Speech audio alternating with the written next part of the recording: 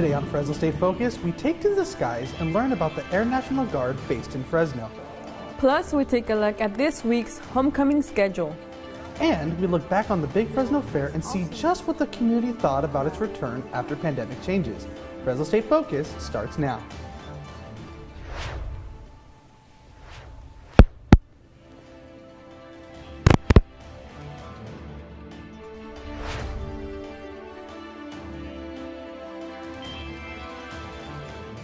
Hello and welcome to Fresno State Focus. I'm Noah Chavez. And I'm Ana Cruz Lopez. With Fresno State being close to Fresno Yosemite International Airport, it is no wonder there is a lot of air traffic overhead as we head to our classes.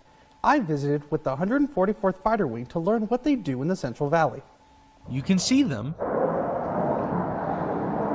and you can certainly hear them. They're very loud. They're pretty loud and disruptive. It's easy to say that the jets that fly over Fresno State do not go unnoticed. These military aircraft are part of the 144th Fighter Wing based out of Fresno and share the runway with Fresno Yosemite International Airport. They're really loud. Captain Jason Sanchez has worked at the 144th Fighter Wing for over 7 years. So basically, we have a role in protecting the skies of the United States. That's one of the major reasons why the pilots are flying so often, is the pilots need to maintain a number of flying hours to take on any threat if one arises. But the aircraft that take to the skies are only as good as the men and women who work on them, members like Crew Chief Michael Schieffer. So my role as a crew chief is essentially maintaining jets, making sure that they go up when they're supposed to go up, sending them out, launching them, and then recovering when they come back, that they're good to fly the next day. And the noise? I understand. It is loud for us here too. Although the jets that are flying over Fresno State are loud, they are not as ear-shattering as they are in person on the flight line. So be glad when you're at Fresno State. Ear protection isn't needed. As Captain Sanchez says, that's the sound of freedom, and that's all the better for the Valley to have the 144th call us home. It is a tradition that happens once every year and one to remember. Yup, it's homecoming week. This year's homecoming is packed with fun, events, and activities for students to enjoy. Here's what's happening this week. Later on today, students can go to the Bulldog Stadium to watch the Black Widow movie. Thursday is student night with prizes and activities at the women's volleyball game. Friday is Let's Glow Crazy, along with Jog with the Dogs free virtual 5K. And on Saturday, it's game day with the Bulldogs facing Nevada at 4 p.m. at the Bulldog Stadium. So lots of fun activities to do this week, Bulldogs. Transitioning from student to a career professional can be a challenge. That's why Fresno State has the Career Development Center.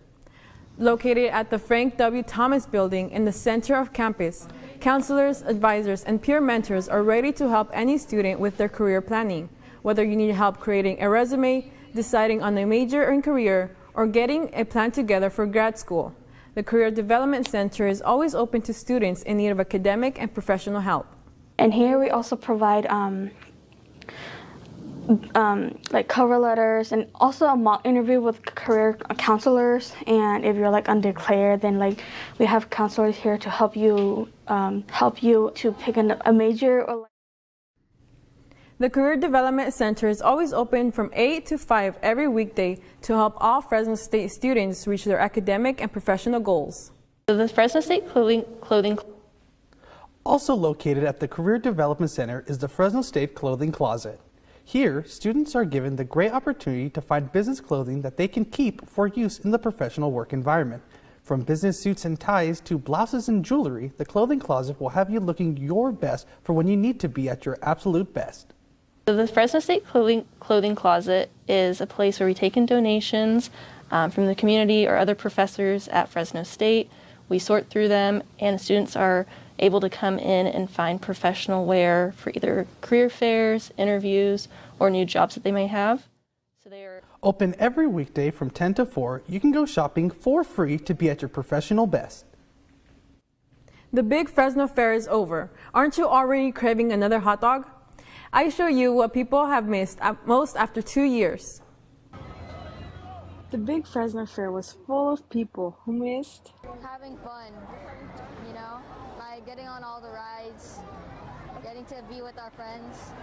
What I miss most about the fair is the rides and the people. Others missed feeling the romance that the fair brings. I also want to go to the carousel. The carousel is like very I don't know, I think it's very romantic. Oh yeah, you're right. Fair workers also missed having the incoming crowd and cash. The people here are great. You guys like to spend money after being off for so long. It's just great to be back. While some fairgoers enjoy rides and games, others are enjoying the food. That was really good. What I miss the most would be the corn dogs, and then for her right here it'd be the soft tacos. Yeah. I got you right here. This year, there was almost a 4% increase in food sales since 2019, even though the attendance was slightly lower. The California State University application for fall of 2022 is open for all high school and transfer students. Students can apply to all 23 colleges through one application on the Cal State Apply website. Students will find major changes in requirements needed. Colleges are not asking for SAT or ACT scores. The CSU says it is committed to helping students overcome college admission challenges caused by COVID-19.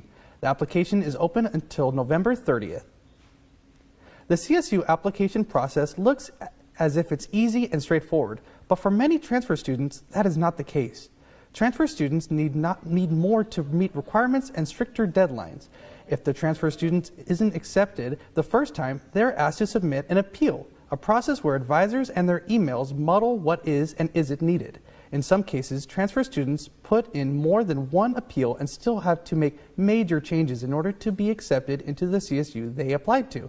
One Fresno State student felt communication with the transfer advisor gave her false hope. I felt just hopeless. Like there was just, man, I kept trying and trying, and I know I'm a good student and I know that I can do this, but they didn't give me any chance, and they were basing it off of something being late. Quintero also said that depending on one's major, a competitive mindset between colleges in the CSU system affected how she was treated when she asked for help from advisors because she was transferring from one CSU to another. Coming up on Fresno State Focus, we take a look at Fresno State, our exhibit, and the pride that comes with it. Plus, we look at the different cultures shown by Fresno State students. And I'm Tony Salazar, and we'll be talking rain and your air quality. A look at your full forecast right after the break. At Fresno State, being bold means committing to something greater than yourself. It's learning by doing and nurturing leaders to advance our shared future. It's using research to create a better life for those around us and healing those who need us most. These are our stories, because at Fresno State, bold begins here.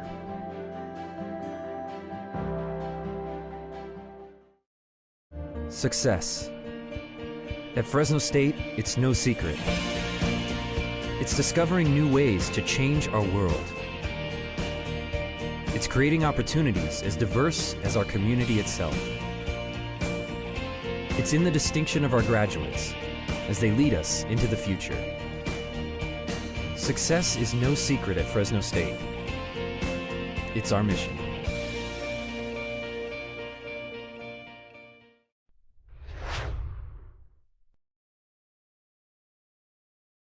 Welcome back. I'm Tony Salazar with the focus on your weather. We're going to start with this video taken today in front of the Kendall Bookstore. And as you can see out in the cloud, you see it was an overcast day with some clouds right in the background.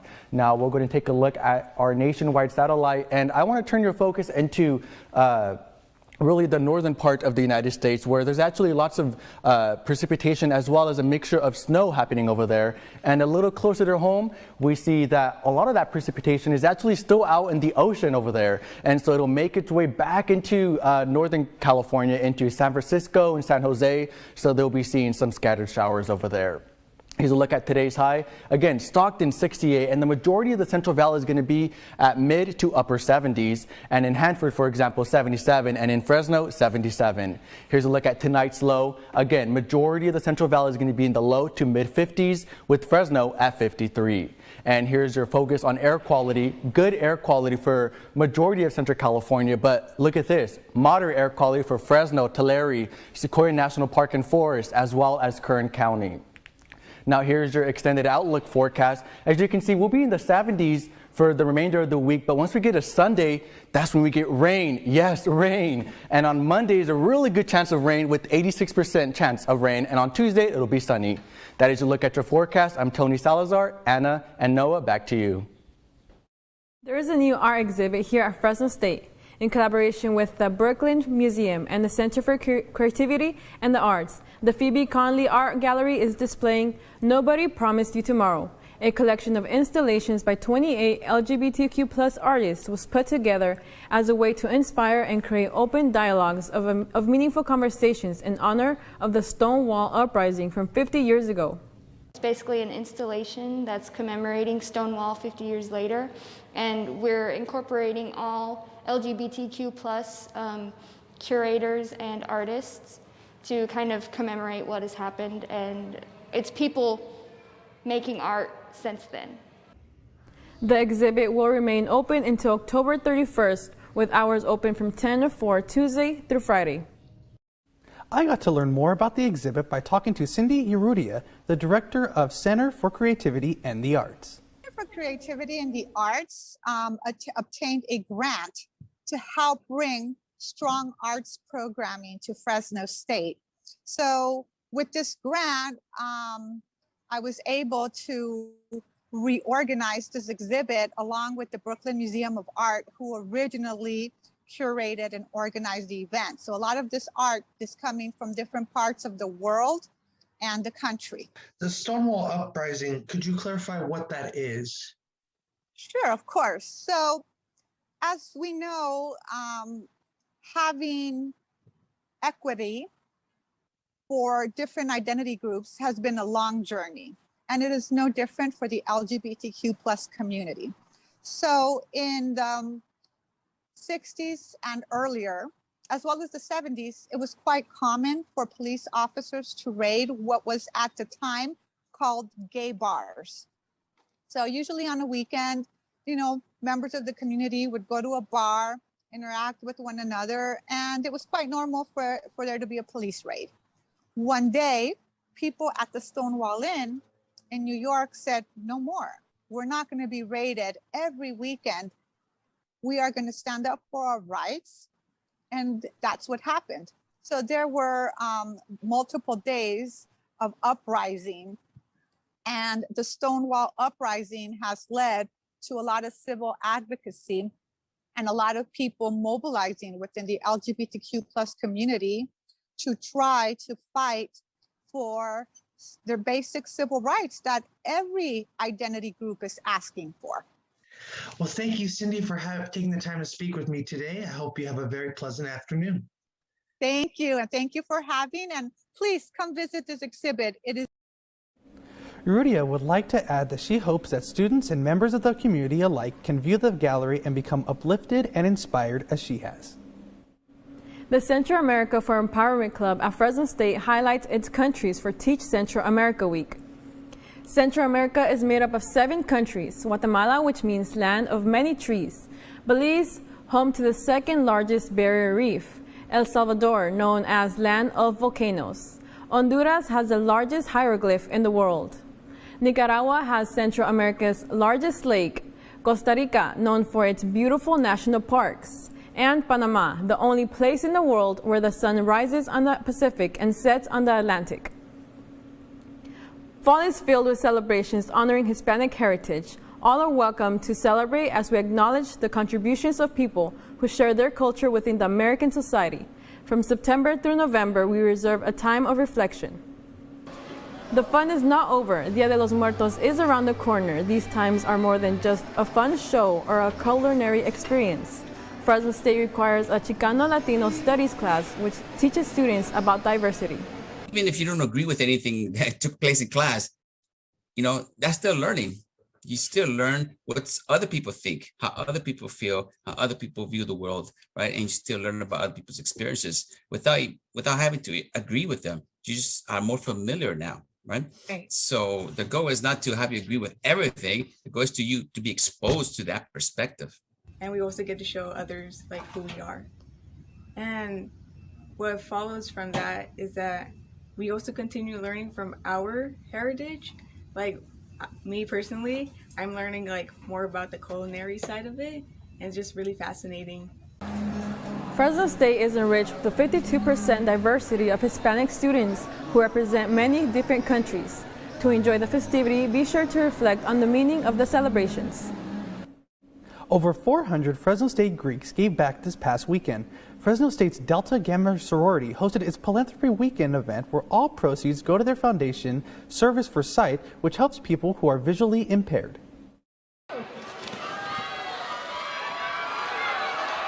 The Delta Gamma sorority put on their Philanthropy Weekend event, Anchor Splash. 450 Fresno State Greek Life members came together at the Fresno State Aquatic Center to raise money for Delta Gamma's foundation, Service for Sight. The weekend started off with a backyard barbecue at the sorority house where all were welcome. A portion of what we raise goes towards Service for Sight and local organizations like Valley Center for the Blind, Guide Dogs for the Blind, also the Veterans Hospital. Anchor Splash is a mock swim meet where participating fraternities compete in different swimming events to earn points for their team. All in good fun, there was also a synchronized swimming portion where the fraternities once again competed for the best routine. As a senior, I'm really going to miss just the environment of Anchor Splash. Like, we all get very excited. It's my personal favorite event. I'm going to miss everything about it. It's a really fun time, and as a senior, I'm really sad that this is my last one.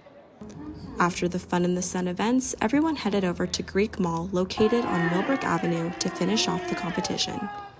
To conclude the philanthropy events, one member from each fraternity participated in a pageant where they were quizzed on Service for Sight facts and got to show off their individual talents. Sigma Chi fraternity took home the championship trophy. These events helped Delta Gamma raise money and awareness for Service for Sight. This past weekend was definitely worth the splash for Delta Gamma as they lived by their motto, do good, by raising almost $10,000 to give to their local organization, Valley Center for the Blind, located here in Fresno on Shaw. Brooke Chow, Fresno State Focus. All 15 Greek organizations will put on weekend events this semester just like this one to raise money for their chapter foundations. A Fresno Unified Elementary School just got approved for a name change. That name change will honor a beloved Fresno State professor and a highly respected member of the Fresno Armenian community. Roger Tatarian grew up in Fresno's Armenia town. He got his journalism degree here at Fresno State, went on to become the editor-in-chief of the United Press International, a worldwide news service. He then returned to Fresno State to teach. He was inducted into our Media Communications and Journalism Hall of Fame in 2010. Brooke Chow is live at Faulkner Elementary to tell us more about this name change.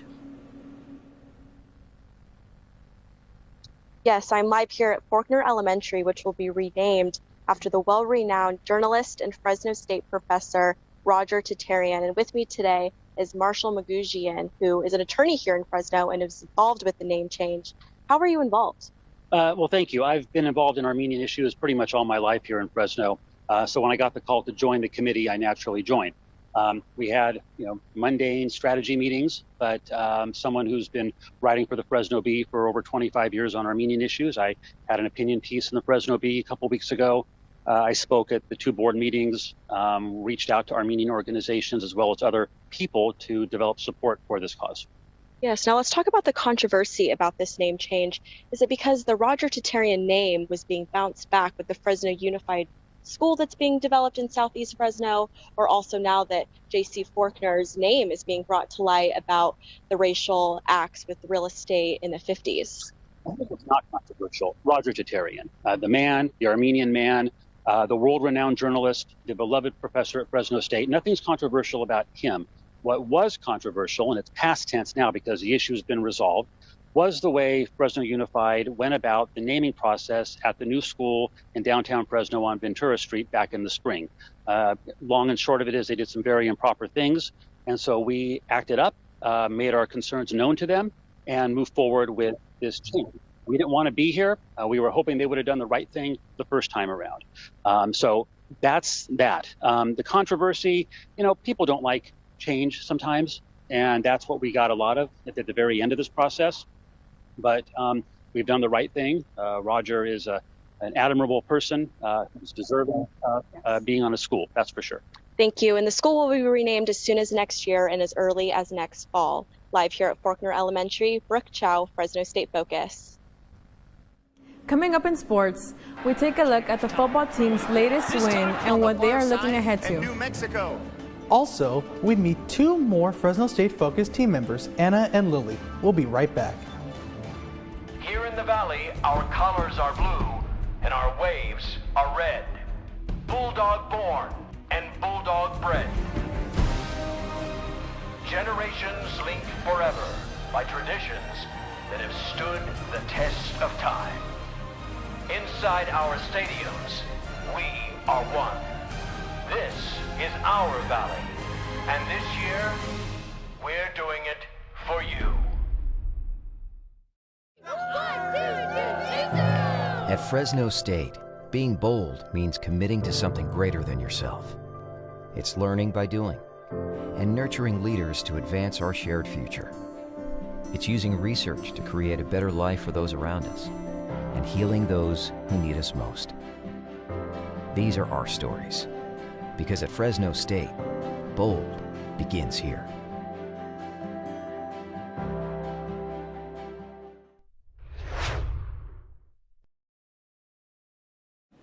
Welcome back. I'm Ruby Roque with your focus on sports. The streak is over. Fresno State Soccer's impressive 15-game home win streak is over at the hands of the Lobos. The Bulldogs hosted the New Mexico Lobos Sunday in a matchup of the two best teams in the Mountain West. In the low-scoring game, New Mexico came out on top with the win at 2-1. But even with this loss, the Bulldogs still hold the #1 ranking in the Mountain West Conference. The Bulldogs will travel up to Reno on Friday to play the Wolfpack of Nevada. A third sweep this season for the volleyball team as the Bulldogs took down the Nevada Wolfpack at home.